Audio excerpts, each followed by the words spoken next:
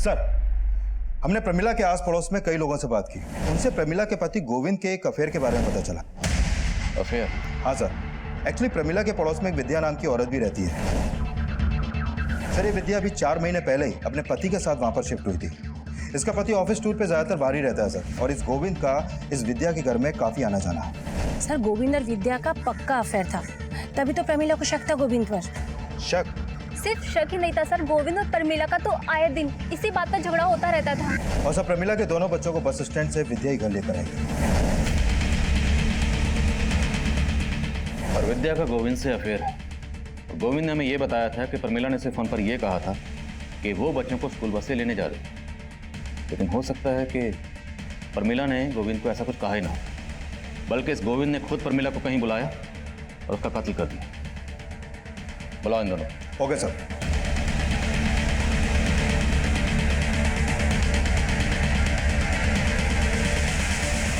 बेटा आंटी बोले कुछ खा नहीं रहे थे, कुछ खा लो है ना।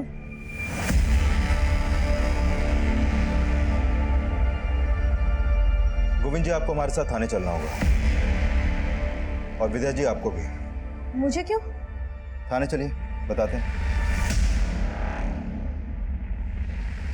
मेघना जी, बच्चों का ख्याल रखना।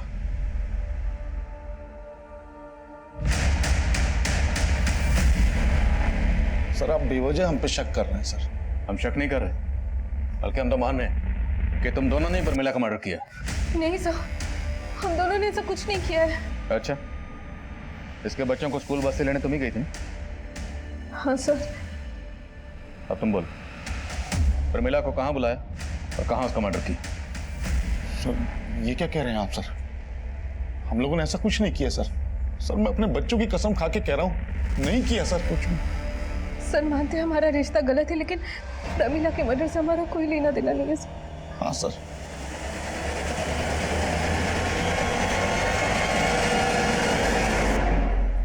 इस बार बिल्कुल रद्दी माल लेकर आया तो लुधियाना से, कोई माल खरीदने को तैयार नहीं हो रहा। ऐसा करेगा ना तो धंधा चौपट हो जाना है अपना। हाँ, घूर क्या रहा है? मारेगा मुझे? आराम से। आजकल ना बहुत गुस्सा आने लग गया तुझे। ठीक से रख सामान, काम में दिमाग लगता नहीं है तेरा बस।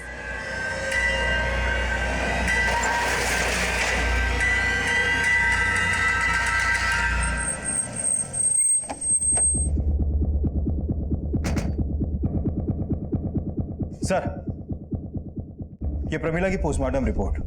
सर, रिपोर्ट में सामने आया है कि प्रमिला का मर्डर उसी शाम हो गया था जिस दिन उसके पति गोविंद ने उसकी मिसिंग कंप्लेंट दर्ज करवाई थी। सर, प्रमिला का भी उसके मर्डर से पहले रेप हुआ था। 3 महीने पहले हमें जिस औरत की लाश मिली, उसका भी पहले रेप हुआ, फिर मर्डर हुआ। यस सर, काफी कुछ सिमिलर है। काफी कुछ सिमिलर है तो रेपिस्ट का डीएनए भी सिमिलर होगा। डीएनए मैच करो। ओके सर, जिस दौरान प्रमिला गायब हुई थी उस वक्त विद्या अपने घर पे नहीं थी और गोविंद भी अपने ऑफिस में नहीं था। इस विद्या और गोविंद की एक्टिविटी सस्पिशियस लग रही। मजिस्ट्रेट साहब से गोविंद की डीएनए लेने की परमिशन लो। Right sir. सर, प्रमिला के कॉल रिकॉर्ड में एक नंबर सस्पिशियस मिला है। पिछले काफी समय से प्रमिला की शंकर नाम के एक आदमी से बातें होती थी, लेकिन सर, इस शंकर का नंबर अभी बंद है। कौन है शंकर? सर, शंकर शेरोल एंटरप्राइजेस में एरिया मैनेजर था और प्रमिला भी पहले वहीं की मेंबर थी।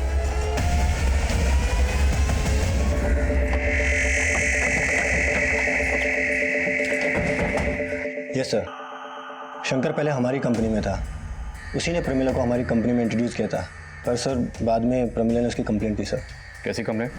शेरोल एंटरप्राइजेस का जो प्रोडक्ट इस बार मेरे बनाए हुए मेंबर्स को अलॉट हुआ है वो नकली है। ये आपसे किसने कहा? अरे किसने कहा? मतलब मैंने खुद चेक किया है। देखिए मैम, आप इधर आइए। मुझे कहीं आने की जरूरत नहीं है, आप मेरी बात सुनिए। शेरोल एंटरप्राइजेस का टैग उस प्रोडक्ट पे है, लेकिन प्रोडक्ट नकली देखिए है। मैम, आप आराम से बात कीजिए। मैं आपको प्रमिला की कंप्लेंट जायज़ थी सर। हमने इंक्वायरी की तो पता चला कि सिर्फ प्रमिला नहीं, ऐसी कई और औरतों को भी चीट कर रहा था। सर, एक्चुअली शंकर थोड़ा सा कैरेक्टरलेस था। थोड़ा सा मतलब? Actually he is a womaniser. हमारे ऑफिस में काम करने वाली और भी कई फीमेल एम्प्लॉयज़ ने उसकी कंप्लेंट की। हमारी कंपनी की रेपुटेशन का सवाल था तो हमें उसे जॉब से निकालना पड़ा। आपने शंकर को जॉब से कब निकाला? यही कोई 15-20 दिन पहले। उसका फोन बंद है, उसका एड्रेस तो होगा आपके पास?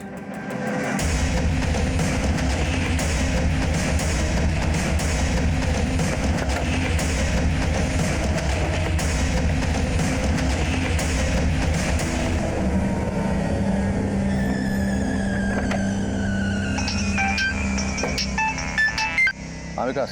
सर शंकर के घर में ताला लगा है। आसपास में पूछा लेकिन किसी को भी नहीं मालूम कि इस वक्त कहाँ है वो। अब गोविंद और विद्या के अलावा ये शंकर भी हमारा सस्पेक्ट है। इस शंकर के लिए लुकआउट नोटिस जारी करो। नमस्ते जी, मैं शंकर शिरू ब्यूटी प्रोडक्ट से। मैंने आपको कॉल किया था ना। जी जी, आइए प्लीज। Thank you.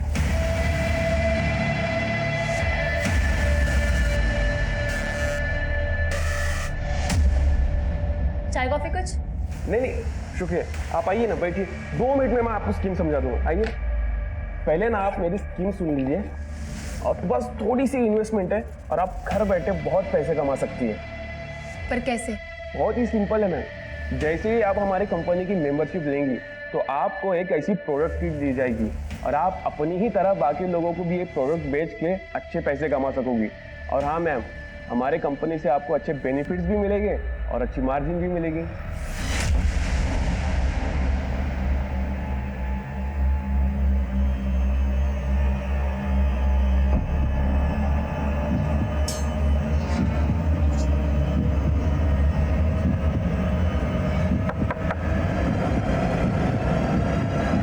सुनो, मैंने एक बेहतरीन प्लान किया है। समर वेकेशन पे तुम दोनों को लेके शिमला चल रहे हैं घूमने, ठीक है? सबसे पहले खाना खाते हैं, खाना खाते खाते प्लान करते हैं। आ जाओ। पर पापा, मम्मी तो है ही नहीं, वो कब आएंगे? मम्मी आ जाएंगी बेटा, उससे पहले आ जाएंगी ना। झूठ बोल रहे आप, अब वो नहीं आएंगी क्योंकि आपने उनको मार डाला है। क्या बोल रही हो तुम?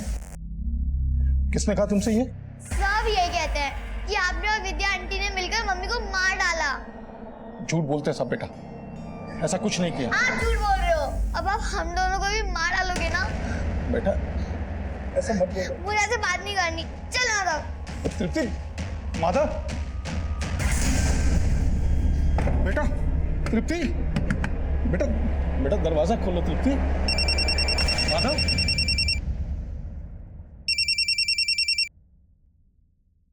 हेलो। हेलो गोविंद, तुषार बोल रहा था। मेघना माधव और तृप्ति के साथ है क्या?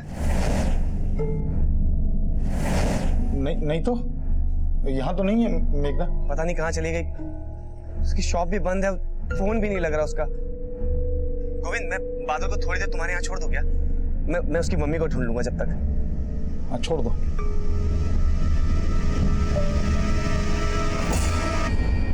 बहन जी आप एक काम करो, ये बच्चा मुझे दे दो, आप ना आराम से देखिए। लो। अच्छा जी, संभाल।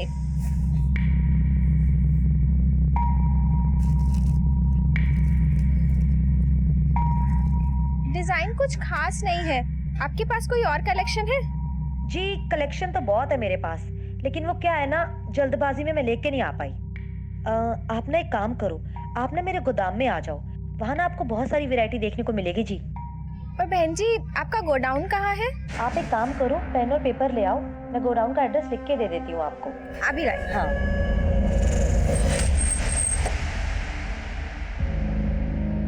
सर, साईनगर थाने में जहाँ पर प्रमिला की मिसिंग कंप्लेंट फाइल हुई थी, वहाँ से एक इन्फॉर्मेशन आई है। उसी थाने में प्रमिला के मोहल्ले की एक और औरत की मिसिंग कंप्लेंट दर्ज की गई है। कौन औरत? सर ये मेघना बेस्ट। सर इस मेघना का प्रमिला के घर में काफी आना जाना था और ये कंप्लेंट मेघना के पति ने दर्ज करवाई है। सर साईनगर पुलिस को मालूम था कि हम प्रमिला मर्डर केस में उसके पति गोविंद पर शक कर रहे हैं, इसलिए उन्होंने हमें ये अपडेट दिया। विकास, इस मेघना के पति से भी मिलते हैं, देखते हैं वो गोविंद के बारे में क्या कहता है।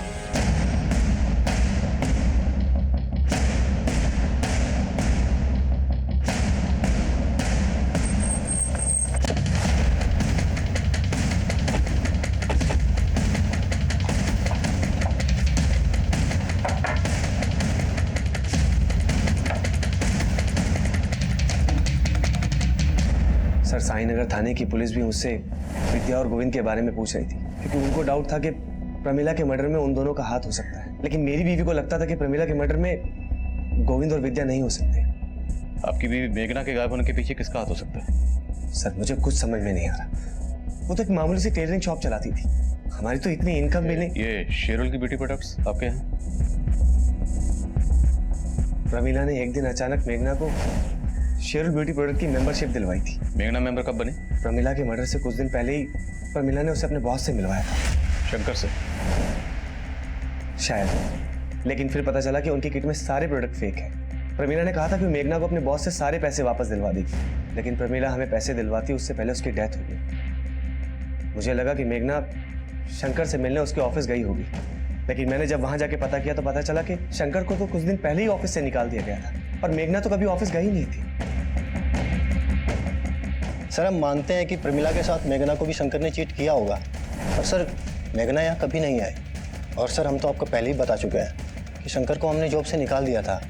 सर पहले प्रमिला का मर्डर और अब मेघना गायब, और इन दोनों का कनेक्शन इस शेड्यूल इंटरप्राइजेस से ही जुड़ा हुआ है। सर कहीं ऐसा तो नहीं कि प्रमिला की तरह इस मेघना को भी शंकर ने ही गायब किया हो? शंकर के घर पे ताला लगा हुआ है और उसका फ़ोन बंद है। ये मेघना शंकर के टच में आई कैसे? मेघना की कॉल रिकॉर्ड निकलो, हो सकता है उसमें शंकर का कोई दूसरा नंबर है। मंजू तब तक हमारे लिए एक अनजान लाश थी, और प्रमिला मर्डर केस का मंजू के केस से कोई ताल्लुक था या नहीं, ये तब हम श्योर नहीं थे। और प्रमिला मर्डर केस में हमें उसके हस्बैंड गोविंद का मोटिव नजर आ रहा था, और शंकर भी प्राइम सस्पेक्ट बन के सामने आया था। और अब मेघना मिसिंग केस भी मेघना मर्डर केस में तब्दील होने वाला था।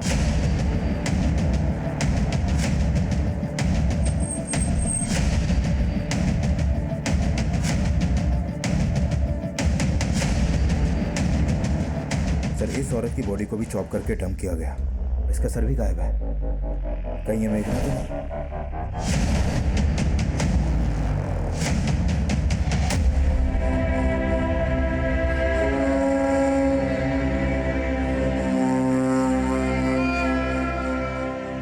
तीनों मर्डर्स में मॉडस ऑपरेंडी सेम है, तो कातिल भी सेम ही होगा। प्रमिला और मेघना के मर्डर्स में ये शंकर कॉमन, तो पूरे चांसेस हैं कि जिस औरत की लाश हमें 3 महीने पहले भी इस प्राइम में मिली थी, उसका कातिल भी यही शंकर होगा। सर शंकर का नेटिव एड्रेस कानपुर का है, वहाँ इसके पेरेंट्स रहते हैं, लेकिन ये काफी टाइम से कानपुर गए नहीं। लेकिन कानपुर पुलिस की इसके पेरेंट्स पे नजर है। इस शंकर का मिलना बहुत जरूरी है, इससे पहले कि किसी और औरत को अपना टारगेट बनाए। We have to catch him. Right sir. तुम बहुत मजाकिया हो। वैसे मुझे तुम्हारी स्किन पसंद है। और मैं क्या? अरे मजाक कर रहा था यार। वैसे अब तुम घर बैठे लाखों कमा सकती हो, क्योंकि अब तुम हमारी स्पेशल मेंबर भी बन गई हो। और स्पेशल मेंबर के लिए स्पेशल गिफ्ट। गिफ्ट? मेरे लिए?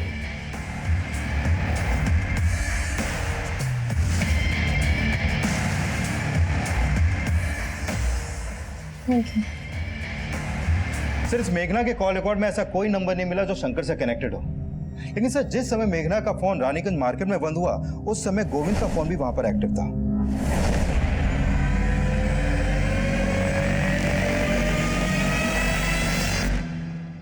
दीदी पापा झूठ नहीं बोल रहे, वो हमसे बहुत प्यार करते हैं। और अब बिना वजह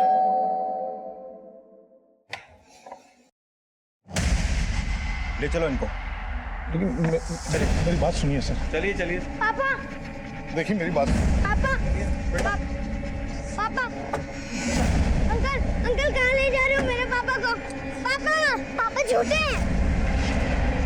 पापा नहीं मम्मी को मारा है। अरे मैं कुछ नहीं किया यार, आप लोग बार बार पकड़ लेते हो सर। समझते क्यों नहीं आप लोग? पहले तू हमें समझा।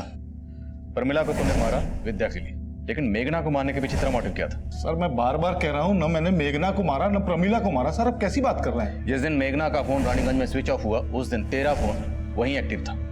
अब ये महज इत्तेफाक तो नहीं हो सकता? सर मैं रानीगंज मार्केट गया था, लेकिन मैंने रानीगंज मार्केट क्यों गया था? सर मुझे मेघना पे शक था, इसलिए मैंने सोचा कि कहानी मत सुना। मैं सच कह रहा हूँ सर। मुझे मालूम था कि मेरी पत्नी प्रमिला ने मेघना को अपना सूट सिलने के लिए दिया है, तो मुझे लगा जिस दिन वो गायब हुई है उस दिन उसकी दुकान पे जरूर गई होगी। और मैंने मेघना से बात भी की सर। मेघना जी, प्रमिला ने बताया था कि आपके यहाँ उसने सूट सिलने के लिए दिया था, तो आखिरी बार जब बच्चों को लेने आई होगी तो आपकी दुकान पे तो जरूर आई होगी। आप नहीं गोविंद भैया, वो मेरे पास नहीं आई थी। अगर वो आई होती तो मैं आपको पहले बता देती। लेकिन आपको मुझे लेट हो रहा है, मैं भी चलती हूँ। हाँ? सर मुझे लगा मेघना झूठ बोल रही है, तो मैं उस पर नजर रखने लगा और उसका पीछा करते हुए रानीगंज मार्केट गया था मैं। सर मुझे लगता है मेघना को पता चल गया था कि मैं उसका पीछा कर रहा हूँ, इसलिए वो मार्केट में चालाकी से गायब हो गई। सर चालाकी तू कर बोल, मेघना और प्रमिला को मारने के पीछे की असली कहानी क्या है? और विद्या को इसलिए फंसा रहा था ना, ताकि पहले उसका रेप करे फिर मर्डर। सर क्या कह रहे हैं सर? मैंने ऐसा कुछ नहीं किया, मैं बार बार आपको बोल रहा हूँ सर। तेरी डीएनए रिपोर्ट से साफ हो जाएगा कि तूने मेघना का रेप भी किया है। सर जान मत देना। सर मेरी बात का हम यही अंदाजा लगा रहे थे कि बाकी विक्टिम्स की तरह मेघना का भी रेप हुआ होगा, पर पोस्टमार्टम रिपोर्ट ने हमारे इस अंदाजे को गलत साबित कर दिया। मेघना का रेप नहीं हुआ था। पोस्टमार्टम रिपोर्ट हमें उलझा रही थी क्योंकि मेघना का कत्ल बिल्कुल वैसे ही हुआ था जैसे मंजू और प्रमिला का हुआ था, और उन दोनों का रेप भी हुआ था। उन दोनों की बॉडी पर मिला डीएनए रेपिस्ट के डीएनए से मैच हो गया था, और शक की बुनियाद पर हम गोविंद के डीएनए को उस डीएनए से मैच करवा रहे थे। शंकर की तलाश अब भी जारी थी क्योंकि शंकर का कनेक्शन मेघना और प्रमिला दोनों से नजर आ रहा था। हम मेघना और प्रमिला से जुड़ी हर छोटी से छोटी बात पता करने में लगे हुए थे, और इसी तफ्तीश के दौरान हमारी नजर में 2 सस्पेक्ट आए। सर, प्रमिला के घर में एक औरत आती थी जो छोटे बच्चों के कपड़े दिखाती थी यहाँ पे, और साथ में उसका पति भी आता था टेम्पो में। पर प्रमिला के मर्डर के बाद वो दोनों अचानक आना बंद कर दिया। लाश के टुकड़ों को 4 से 6 साल के बच्चों के कपड़ों में छुपाया गया। अच्छा, कौन थी वो औरत, कुछ मालूम है तुम्हें? सर, वो बोलती थी कि लुधियाना में किसी फैक्ट्री से वो सामान उठाती है और इधर लाके बेचती है। सर, जो औरत प्रमिला और मेघना के घर बच्चों के कपड़े बेचने जाती थी उसका पता चल गया। चित्रा नाम है उसका, और उसके पति का नाम है नवीन। सर, ये दोनों हस्बैंड वाइफ आसपास की कॉलोनियों में डोर टू डोर जाकर कपड़े बेचते हैं। चित्रा और नवीन रहते कहाँ? सर, ये लोग मुकुंद नगर में रहते हैं। ये मुकुंद नगर रानीगंज के पास ही पड़ता है जहां पर मेघना का फोन बंद हुआ था। मिलते हैं इस मियां बीवी से।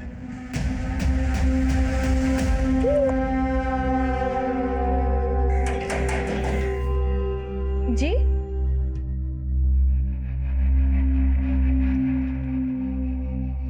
जी बोलिए।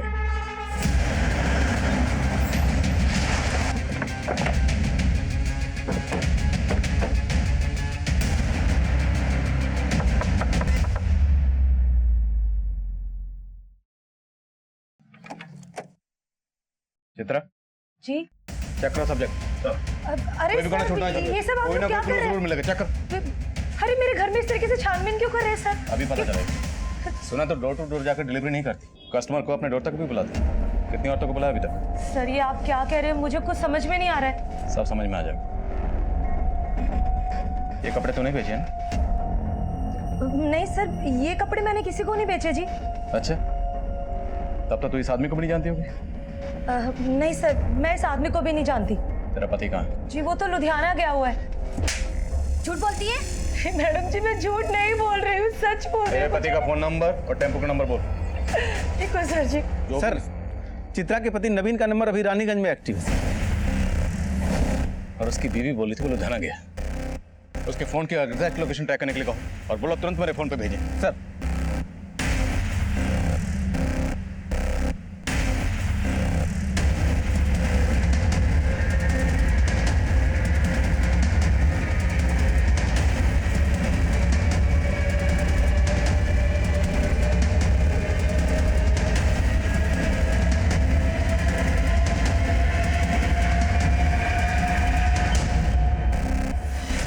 नवीन, जी साहब बोलिए।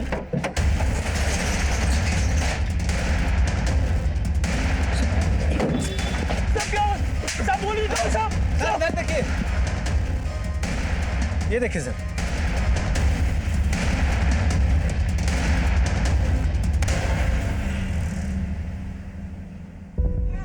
ये बच्चा कहाँ से आया? साहब मुझे नहीं पता है बच्चा मेरे टेम्पो में कैसे आया साहब।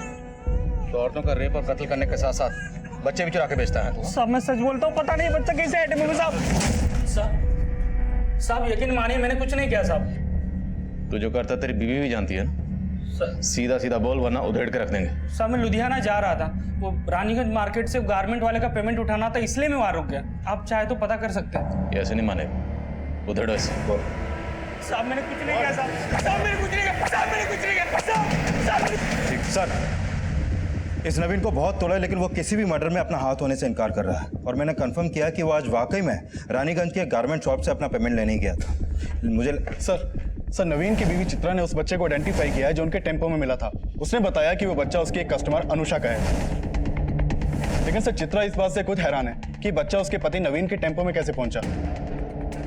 अनुषा, पता करो ये अनुषा कहाँ रहती है। सर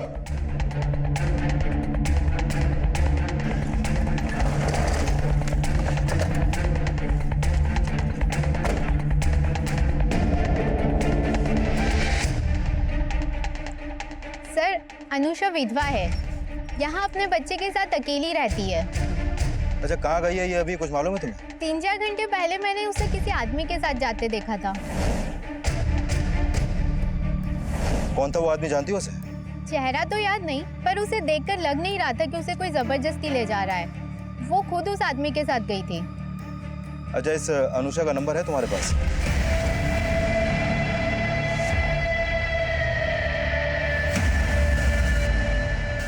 सर, अनुषा का फोन भी रानीगंज मार्केट में बंद हुआ था। रानीगंज, और रानीगंज से हमने नवीन को पकड़ा था बच्चे के साथ। सर, ये नवीन अभी भी कुछ नहीं उगल रहा है और मैंने कंफर्म किया कि ये अनुषा के घर के बाहर देखा ही नहीं गया है। सर, हो सकता है ये अनुषा किसी और के साथ मार्केट गई हो। शंकर, हो सकता है ये नवीन शंकर को जानता और अनुषा का बच्चा शंकर ने नवीन को दिया। साहब, मैं शंकर को नहीं जानता, पता नहीं वो बच्चा मेरे टेम्पो में कैसे आया।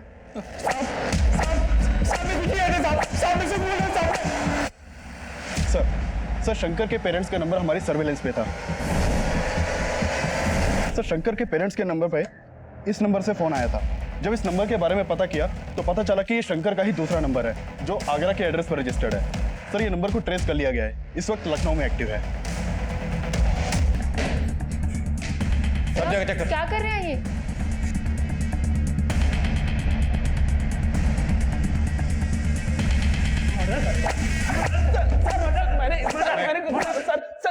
सर, मैं मानता हूँ कि मैंने कई औरतों को चीट किया है और प्रमिला जैसी कई औरतों को मुझसे प्रॉब्लम भी थी सर, लेकिन मैंने मर्डर नहीं किया सर।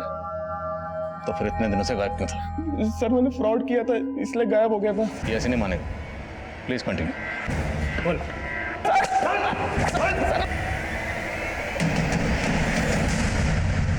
तृप्ति बेटा, चुपचाप क्यों बैठी हो? पापा ने आज तुम्हारे लिए सरप्राइज प्लान किया है। तुम चाहती थी ना कि तुम भी मम्मी की तरह मेहंदी लगाओ। देखो क्या लाया हूं तुम्हारे लिए, ये देखो। और इतनी प्रैक्टिस की है तुम्हारे लिए कि अब तुम्हें भी मम्मी की तरह बिल्कुल राज। पापा, दीदी आप पर ट्रस्ट नहीं करती। मैं करता हूँ ना, आप मुझे मेहंदी लगा दो। मेहंदी लगाने के बाद पापा मम्मी की तरह तेरी भी हाथ काट देंगे। तृप्ति, दरवाजा खोलो। तृप्ति। सर, जिस दौरान अनुषा का फोन रानीगंज मार्केट में बंद हुआ उस समय शंकर रानीगंज में था ही नहीं, और ये भी नवीन की तरह बार बार यही बोल रहा है कि इसका किसी भी मर्डर में हाथ नहीं है। और सर, नवीन और चित्रा के घर में भी ऐसा कोई क्लू नहीं मिला है जिससे लगे कि वहां पर कोई मर्डर हुआ है। मेघना का फोन भी रानीगंज में ही बंद हुआ था और उसकी लाश मिली। अनुषा का फोन भी रानीगंज में ही बंद हुआ, अनुषा गायब होगी और इसका बच्चा हमें मिला रानीगंज में ही, नवीन के टेम्पो में। और जिस पार्क में हमें औरत की कटी हुई लाश प्रेम में मिली थी वो पार्क भी रानीगंज में ही है। और प्रमिला जाने से पहले अपना फोन घर पर छोड़ के गई थी, तो हो सकता है शायद प्रमिला भी रानीगंज में कहीं गई हो। तो रानीगंज में ऐसा कोई ठिकाना है जहां पर्पसली इन औरतों को पहले बुलाया जाता है, फिर रेप किया जाता है और उसके बाद उनका मर्डर। पर सर, रानीगंज काफी बड़ा एरिया है, वो कहाँ जाती थी ये पता करना आसान नहीं होगा। पर पता करना तो है ना। रानीगंज में जहां जहां सीसीटीवी है सब जगह की सीसीटीवी फुटेज निकालो, उसे खंगालो, खासकर उस वक्त की जब हमें इस औरत की कटी हुई लाश वहां मिली थी। हो सकता है इससे हमें इस औरत की पहचान मिले और हम कातिल तक पहुंच जाए। हम अब भी ऐसी कई कोशिशें कर रहे थे जिनको अंजाम तक पहुंचाना आसान नहीं था, लेकिन इन कोशिशों के कुछ नतीजे हमारी टीम का हौसला बढ़ा रहे थे। सर, आपका अंदाजा बिल्कुल सही था। प्रमिला की हत्या वाले दिन वो रानीगंज मार्केट के एक सीसीटीवी में कैप्चर हुई थी और मेघना उसी मार्केट के दूसरे सीसीटीवी में। ये देखिए। लेकिन इसके बाद ये लोग कहाँ गए होंगे इसका पता नहीं चलता है। रानीगंज में उस क्राइम सीन तक पहुंचने के लिए अभी हमें और हाथ पैर मारने थे, और जब हमने रानीगंज का 3 महीने पुराना डंप डाटा स्टडी किया तो हमें उस मंजू की पहचान भी मिल गई जिसका कत्ल 3 महीने पहले हुआ था। सर, हमने रानीगंज मार्केट का 3 महीने पहले का डंप डेटा स्टडी किया। उसमें 5 नंबर ऐसे मिले जो अभी बंद है, जिसमें से 4 नंबर मेल के नाम पे रजिस्टर्ड हैं और 1 नंबर इस मंजू शर्मा के नाम पे रजिस्टर्ड है। सर इस मंजू की उम्र लगभग 26 साल की है और जिस औरत की लाश हमें 3 महीने पहले मिली थी उसकी उम्र भी 25 से 28 साल के बीच की थी। और ये नंबर तो मथुरा के एड्रेस पर रजिस्टर्ड है। राइट सर, लेकिन इस मंजू का लखनऊ में भी आना जाना था और सर मेघना के कॉल रिकॉर्ड में भी मंजू का नंबर मिला है। मेघना तुषार की बीवी? हाँ सर, और ये भी पता चला है कि तुषार ने एक गोडाउन रेंट पे ले रखा है जो रानीगंज में है। ये वहाँ का एड्रेस है सर।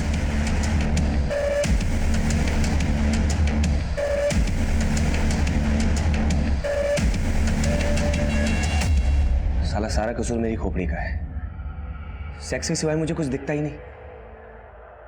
बागपत में इसी आदत ने 2 औरतों को मरवा दिया था मुझसे। मेघना को मुझ पे शक होने लगा तो मैंने उसे ऐसा घुमाया कि वो मुझ पे विश्वास करने लगी और मेरे साथ यहाँ लखनऊ शिफ्ट हो गई। यहाँ आकर उसने सिलाई की दुकान खोली और रानीगंज में एक गोडाउन भी ले लिया। मंजू मेघना की कज़न थी और जब मंजू यहाँ से मथुरा वापस लौट रही थी तो वो मेरा पहला टारगेट बनी। आओ बैठो, मैं छोड़ दूँ। मुझे सिर्फ 2 मिनट का काम है, फिर मैं तुम्हें बस स्टॉप पे छोड़ दूंगा। ठीक है। एक काम करो ना, तुम भी अंदर ही आ जाओ। उस दिन मैं पार्क के पीछे वाले तालाब में मंजू की लाश को फेंकने जा रहा था, लेकिन पार्क में एंटी रोमियो स्क्वाड का छापा पड़ा था, इसीलिए मैं डर के प्रेम पार्क में छोड़ के चला गया था।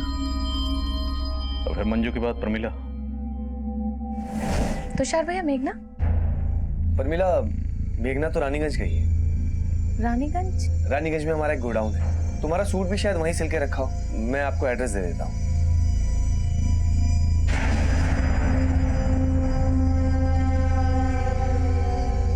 मंजू और प्रमिला के मर्डर के बाद मेघना को मुझ पे शक होने लगा, इसलिए मुझे उसे भी रास्ते से हटाना पड़ा। इसलिए बहाने से मैंने उसे गोडाउन पे बुलाया और फिर मेघना के मर्डर के बाद मैं डर गया था कि मैं फंस जाऊंगा, इसलिए खुद को बचाने के लिए मैंने एक तरफ शंकर का नाम लिया, दूसरी तरफ मैं नवीन और चित्रा के लिए गड्ढे खोद रहा था। क्योंकि पहले भी मैंने उन्हें रानीगंज में देखा था, उनका घर गोडाउन के बिल्कुल नजदीक था। और फिर एक दिन मैंने प्रमिला के घर उनको देखा। मैं अगला टारगेट अनुषा को बनाने वाला था और फिर उसके घर के बाहर भी नवीन और चित्रा को देखा। मैंने सोचा कि अगर मैं अनुषा के साथ कुछ भी करता हूँ तो नवीन और चित्रा को फंसा के खुद को बचा सकता हूँ, इसीलिए पूरी प्लानिंग के साथ मैं अनुषा के घर पहुंचा। जी बोलिए। आप चित्रा के गोडाउन में कपड़े देखने के लिए आने वाले थे ना? हाँ। लुधियाना से नया स्टॉक आ गया। मैं अनुषा को बहाने से गोडाउन में ले गया, पहले रेप किया और फिर मर्डर करके उसके शरीर के टुकड़ों को फ्रिज में रख दिया। मैं उसकी बॉडी को ठिकाने लगाता उससे पहले ही तुषार एक के बाद एक जुर्म किए जा रहा था और हैरान करने वाली बात यह थी कि तुषार की पत्नी मेघना को अपने पति के इन जुर्मों की हर मोड़ पर दस्तक मिल रही थी, लेकिन उसने इस दस्तक को नजरअंदाज किया। उसकी कजन मंजू पिछले 3 महीने से गायब थी और उसे यह भी अंदाजा था कि हो सकता है मंजू का कत्ल उसके पति तुषार ने किया, लेकिन फिर भी उसने इस बारे में पुलिस को कुछ नहीं कहा, जिसका नतीजा ये निकला कि मंजू और प्रमिला के कत्ल के बाद तुषार का वो घिनौना राज मेघना के कत्ल की दस्तक बन गया। अनुषा ने एक अजनबी की बात पे भरोसा किया, वो उस जुर्म की दस्तक को महसूस ही नहीं कर पाई और नतीजा ये हुआ कि उसका बच्चा अनाथ हो गया। कोई भी जुर्म होने से पहले दस्तक जरूर देता है। इस दस्तक को सुनिए और किसी भी जुर्म को होने से पहले उसे रोकिए। अब मैं आदिल खान आपसे इजाजत लेता हूँ, आपसे फिर मुलाकात होगी एक नए केस के साथ। तब तक देखते रहिए क्राइम पेट्रोल दस्तक। मकसद बताना नहीं, बचाना है।